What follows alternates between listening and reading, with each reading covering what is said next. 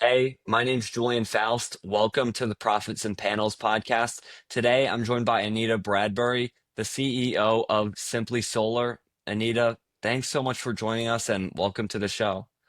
Yeah, thanks for having me. Appreciate it. Of course, yeah, and I just love to get started by learning a little bit more about you and your background. Where did you start in business and how did you transition into solar and eventually running your own company? Yeah, so I think it's always interesting to hear kind of the origin story of a business. I think of, if you want to start a business, the main thought should be, I have a problem that I want to solve.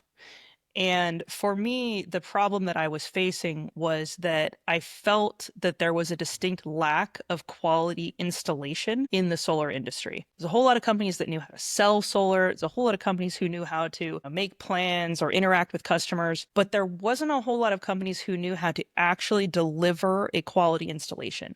And so for me, that was the problem that I was trying to solve when I started this business, to be able to install a system with quality and precision. You see that a lot nowadays with you hear so much going wrong with trust within the solar Mhm. community, maybe shady salespeople, and then installations that just stop, and you don't really help out your customers. Where would you say you guys differentiate yourselves in that process? Like a specific point within it. Do you just constantly follow up after the installations? Are you still checking in? What separates Simply Solar versus these other companies that aren't doing what you're doing? Yeah, so I would say that it actually starts even earlier than the customer interaction specifically. To me, it comes down to education. The way that a lot of solar companies operate is they find some people who are motivated, maybe they have a passion for the subject, maybe they just want to sell, sell, sell, and they have this kind of aggressive attitude, and they just throw them out there. There isn't a whole lot of training or education going into it. And this is, kind of typical for a newish industry that doesn't have a whole lot of regulation stuff. Now that we're facing stiffer regulations and we're seeing kind of a shakedown in the industry where the companies that provide their employees with education and training are the companies that are sticking around. And so that's something that's always been kind of a tenet of our business is that I expect my employees to be educated on what they're doing. Taking a salesperson as an example, I don't really lean on, can you be a one sit close? That isn't the point.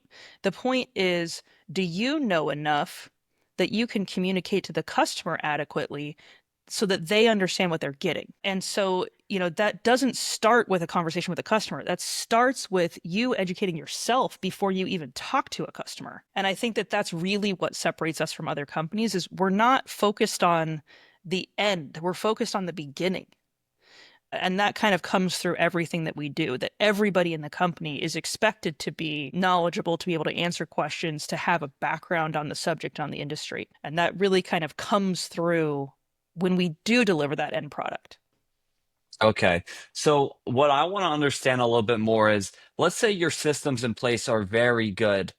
If you have a salesperson who's just able to sell and even if they're not the most knowledgeable, but they're able to get people to buy the product, why do you need them to be super informed? Because let's say once they make the sale and you have everything else in place where you trust yourself and maybe your higher ups within the company to take care of some things, why is it important that they're informed?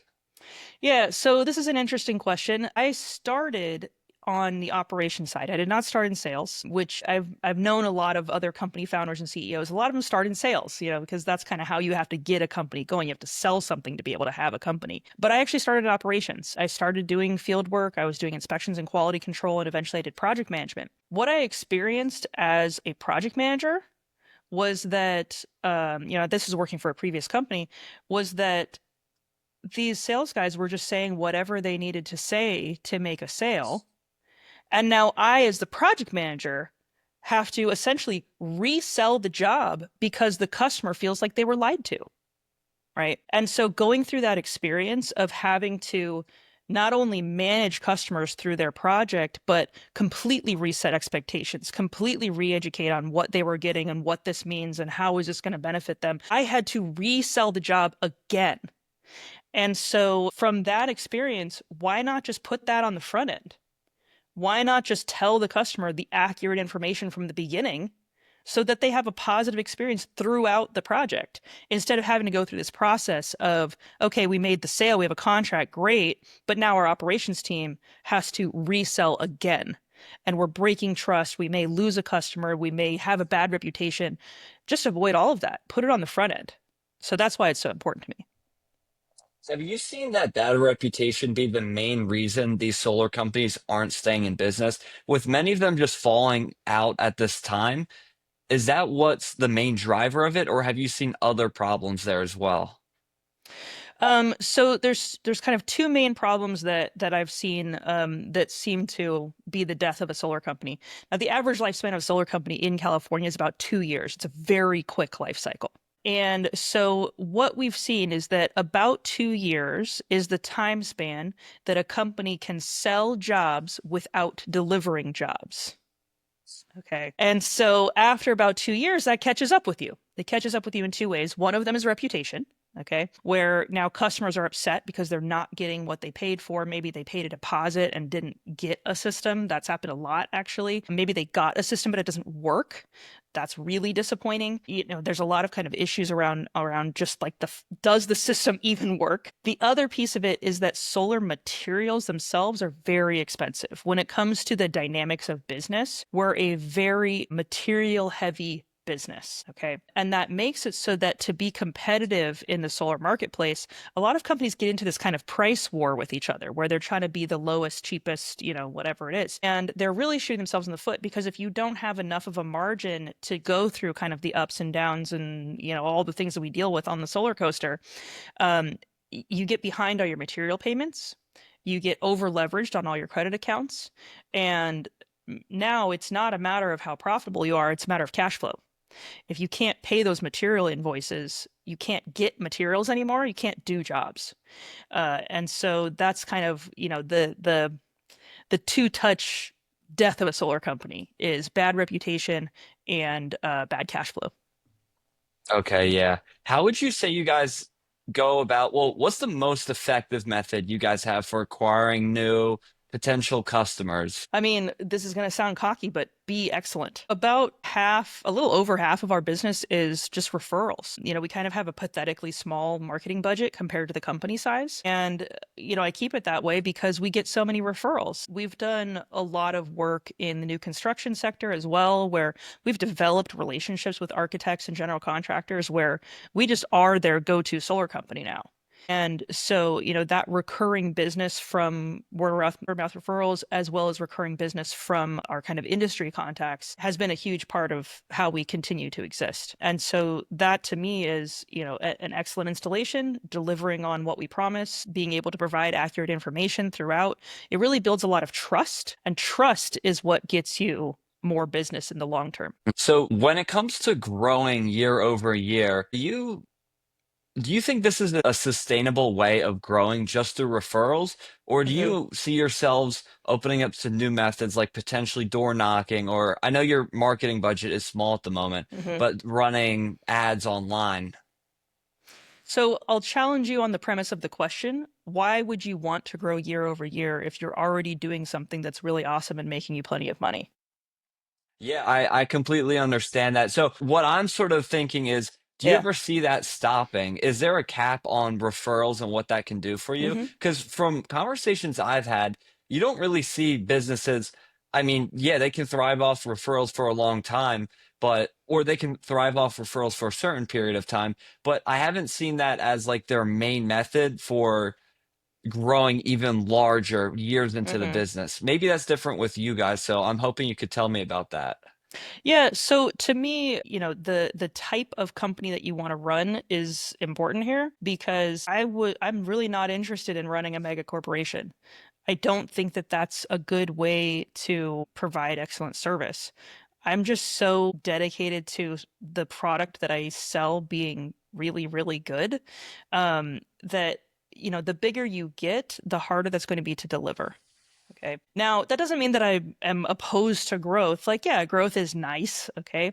But what I look at more is, how would I explain this? What we've done is rather than growing this company to be some kind of mega thing, we've networked with other companies that also have the same values and also have the same delivery. And we kind of share back and forth. So if there's jobs that are good for me that are not good for them, they'll send them over and vice versa.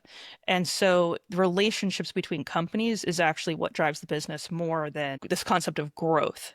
Okay. Now, if you are looking at growing, you can't just do one thing. The way that I think of sales and marketing, there's kind of short game, mid game, and long game. And short game is like door knocking, okay, where I'm going to knock this door, I'm going to get this lead, I'm going to make this sale. It's a very short life cycle, right? But you have to keep doing it and doing it and doing it, doing it to make that keep working.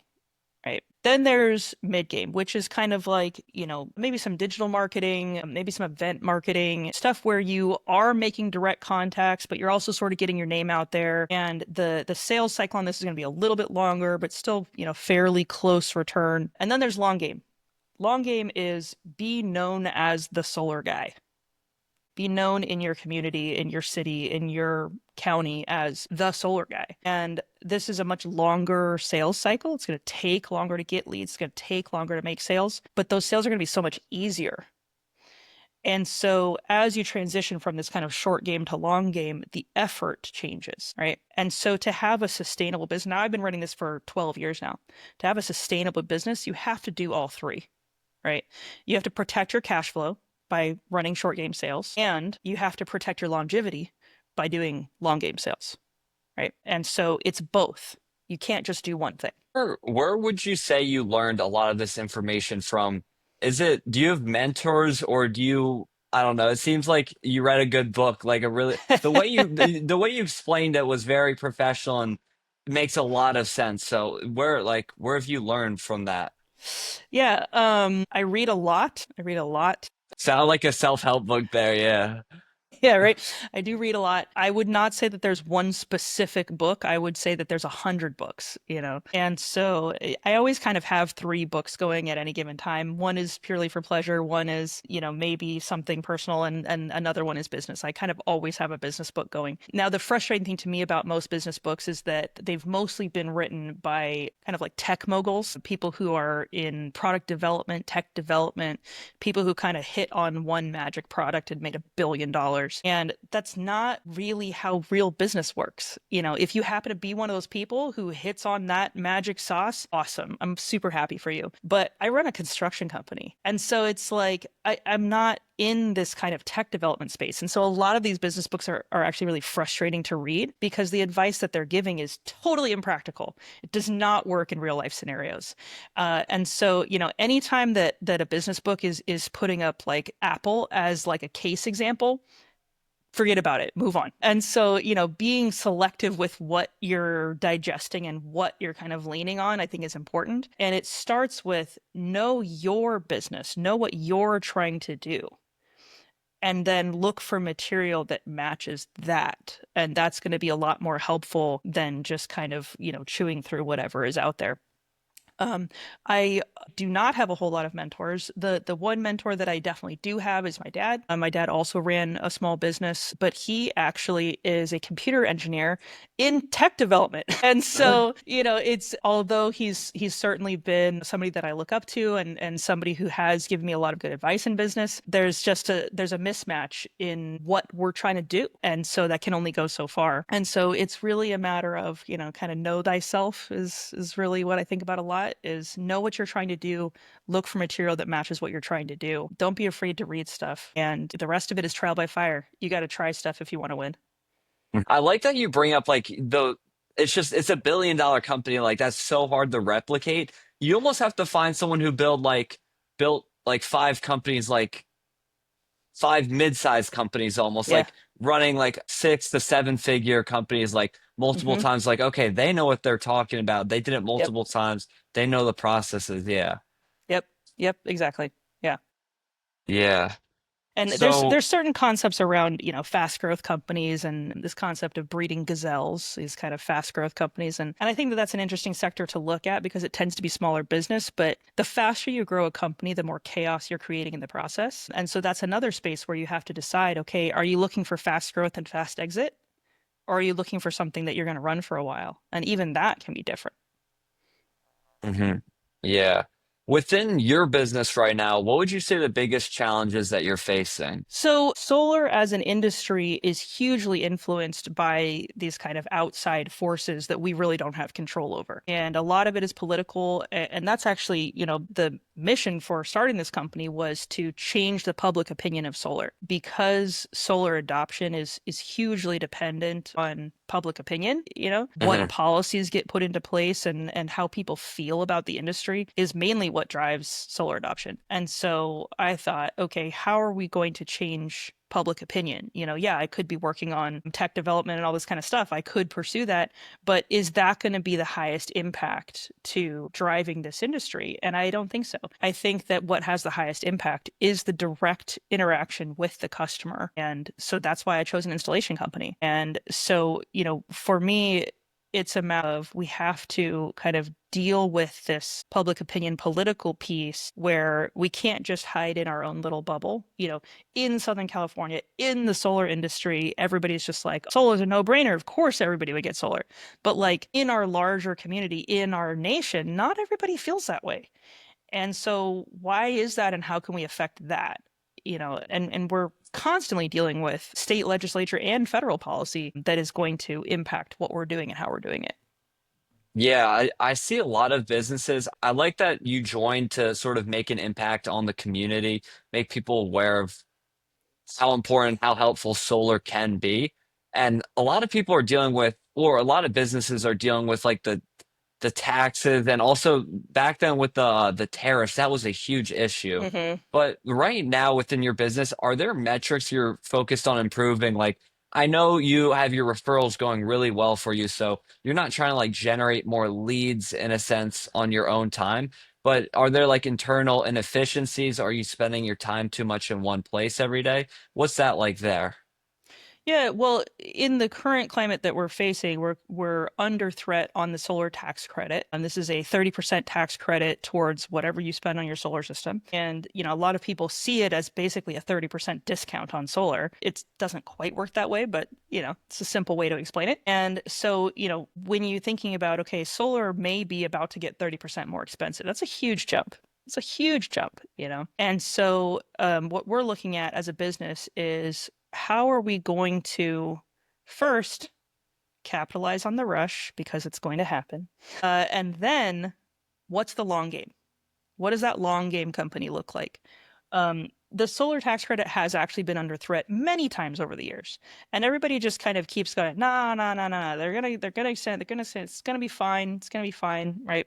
But the way that I've looked at it is, it's been under threat forever. So you have to have a business plan that works without the tax credit. And I don't think that very many companies are thinking about it that way. I don't think that they've been planning for this the way that we have. Because to me, 10 years ago, I looked at what does my business look like without a tax credit. And so we've been kind of working on that and mulling on that just like forever. And the same thing with tariffs. Tariffs have always been a risk in solar, and we've already dealt with tariffs specifically on solar modules. And so it's kind of like this is not new news. These threats have been existing for a long time. And so, how are you going to combat those things? For me, it's a matter of controlling soft costs. I think this is going to be a key point and differentiator in our industry moving forward is, how can companies control soft costs? Dealing with kind of payroll bloat. Do you have inefficiencies in your staff? I have tended to try to run a kind of really lean, mean company of real experts. That's kind of my vibe. Not every company does that. Again, know thyself, figure out what you're trying to do, and make sure that you're actually doing it. And that's really going to be how to survive this. Yeah. And within your business, though, at the moment, I understand that a lot of people are dealing with the solar tax credit. And then, I mean, like I was saying Mhm. before with the tariffs and stuff. Are there things you're looking to improve, though? Like on the operation side, do you have repetitive Mhm. tasks you go through every single day that you wish you could delegate elsewhere? like things of that sort. Yeah. So for us, one of our kind of overarching strategies for this year has been tools and automation with the kind of increase in AI products and stuff that's becoming available right now. We want to leverage the tools that are at our disposal. And so, to me, especially looking at probably what's going to happen is a big rush into the end of the year and then a potential drop off.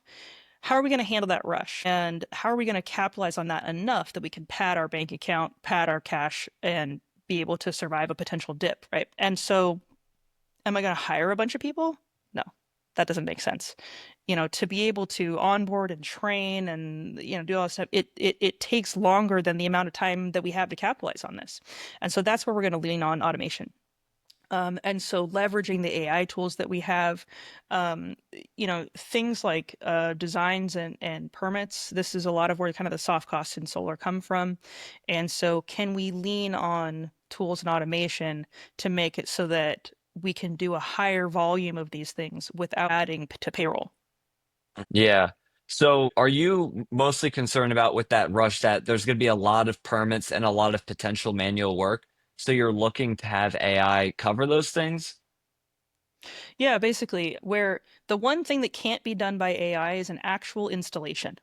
Right? Yeah. You can't, as of now, okay, maybe in the future, but as of now, the robots cannot put the solar on the roof, okay? And so, that's the one piece that we have to do. And so, what I'm looking at is can we focus only on that and get AI to do everything else? Got it. Yeah.